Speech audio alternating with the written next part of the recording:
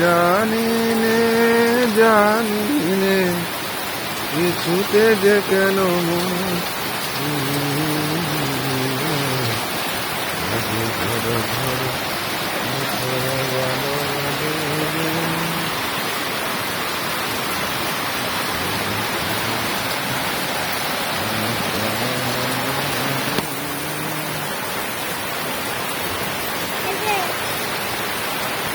আমি বাবা একটা করে খুললাম আজকে বিস্কুট দিয়ে মাখিয়ে